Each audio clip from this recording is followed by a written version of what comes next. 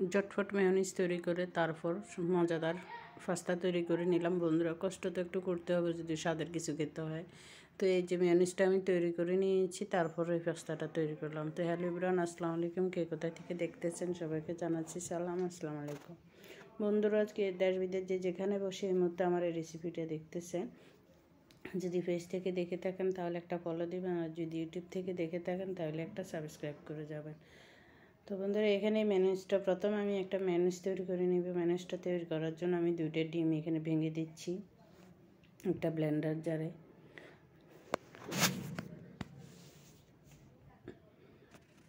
ডিম 2টা দিয়ে এখানে পরিমাণ মতো সাদা তেল দিয়ে দিচ্ছি। রান্নার যে রেগুলার তেল, ওই তেলটা আমি দিয়ে দিচ্ছি এখানে প্রায় হাফ কাপের মতন। আর দিয়ে দিচ্ছি পরিমাণ মতো চিনি পরিমাণ মতো 2 চামচ। আর এখানে দুধের গুঁড়ি দিচ্ছি আমি উঁচা উঁচা করে 3 চামচের মতো। যে 3 চামচ থেকে বেশি হবে।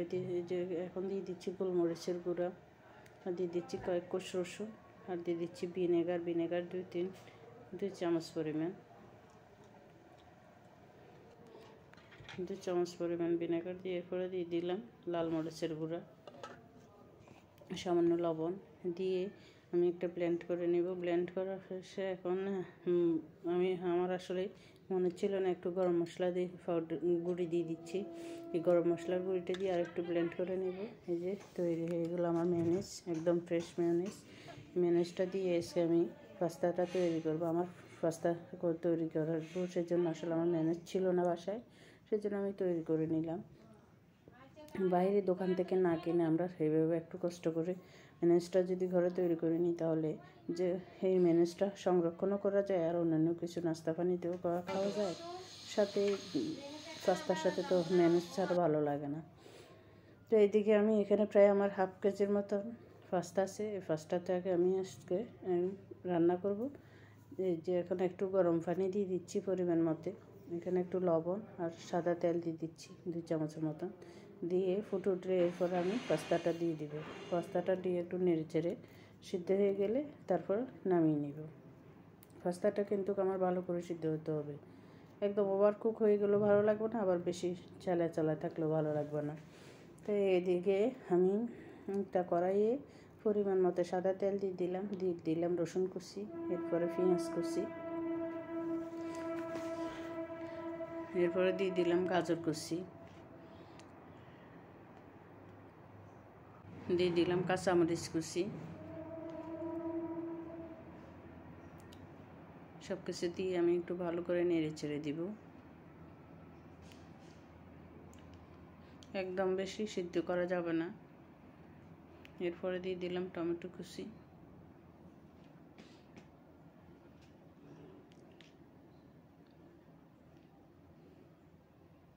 এখন উপর থেকে পরিমাণ মতো একটু লবণ দিয়ে দিলাম, এবং আগে থেকে সিদ্ধ করে রাখা ওই পাস্তাটা আমি দিয়ে দিলাম। পাস্তাটা দিয়ে আমি একটু ভালো করে নেড়ে চেড়ে দিব। দিয়ে এখন মেয়োনিজটা দিয়ে দিচ্ছি। মেয়োনিজটা আমি দিব প্রায় 5-6 চামচের মতন। ছোটো চামচ নিয়েছি, ছোটো চামচের দিয়ে দিব 4 চামচের। দিয়ে ভালো করে নেড়ে চেড়ে পাস্তাটা রান্না করব। দিয়ে দিচ্ছি সামান্য গোলমরিচের গুঁড়া, কারণ এটা গোলমরিচের ঝালের এই পাস্তাটা খেতে ভালো লাগে। রেস্টুরেন্টে সাধারণত গোলমরিচের ঝালটা এরা বেশি ইউজ করে। আমার কাছে আজকে টমেটো সস ছিল না, সেজন্য আমি দিনে টমেটো সস ছাড়া এটা অনায়াসে অনেক বেশি ভালো লাগে, খাওয়া যায়। এখন উপর থেকে অল্প পেঁয়াজ কলি কুচি আর ধনেপাতা কুচি দিয়ে দিচ্ছি, যেহেতু একটু নেড়ে চেড়ে দিব।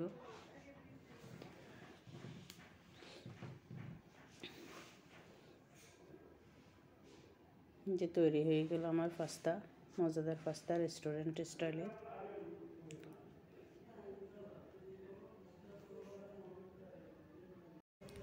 ভালোভাবে মিশিয়ে নিব পাস্তা এবং মেয়োনিজের সাথে, সব কিছুর সাথে যেন ভালোভাবে মিশে সব কিছুর সাথে যেন মাখা মাখা হয়ে যায়।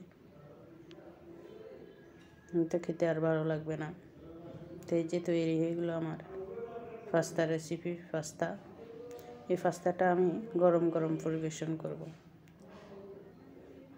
মিস্ত্রিদের জন্য একটু পাস্তাটা আমি তৈরি করেছি। মিস্ত্রি হলো অত মানুষের জন্য একটু ভালোভাবে তৈরি করলাম। এই যে তৈরি হয়ে গেল পাস্তা, এখন আমি পরিবেশন করব।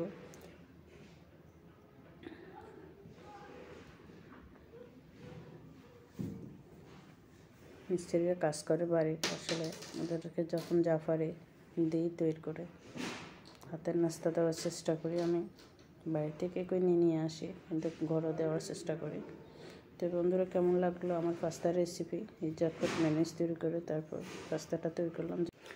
যদি ভালো লাগে থাকে তাহলে আমার পেজটাতে একটা ফলো দিয়ে যাবেন, আর যদি ইউটিউব থেকে দেখে থাকেন তাহলে একটা সাবস্ক্রাইব করে যাবেন। তো সবাই ভালো থাকবেন, সুস্থ থাকবেন। শেষ পর্যন্ত দেখার জন্য ধন্যবাদ সবাইকে। আল্লাহ হাফিজ, আসসালামু আলাইকুম।